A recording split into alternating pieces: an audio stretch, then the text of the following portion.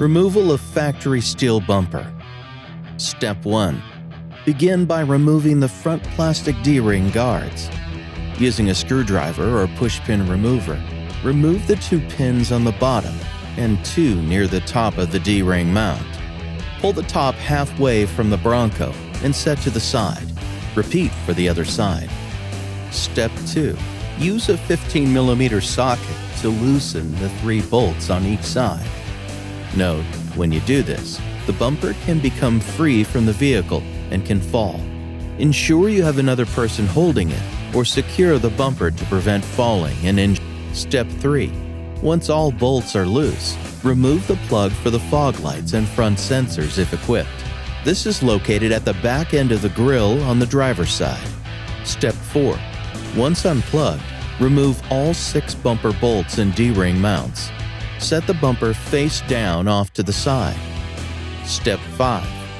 Remove the rubber and plastic shroud under the grille by pulling the tabs on the shroud away, up and down from vehicle, while pulling the shroud from the vehicle. Step 6. If you do not have adaptive cruise control, remove the plastic cover by pushing the clip on the top down while pulling away from the Bronco and set it off to the side.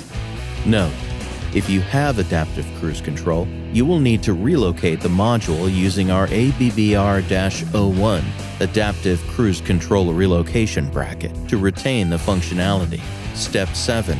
Reach behind each bumper mount on the frame rail and remove the factory nut plate. Step 8. If equipped with sensors, remove the main bumper brackets from the back side of the bumper using a 13mm socket.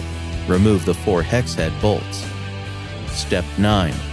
Next, using a T40 Torx bit, remove the 6 bolts securing the mount in place.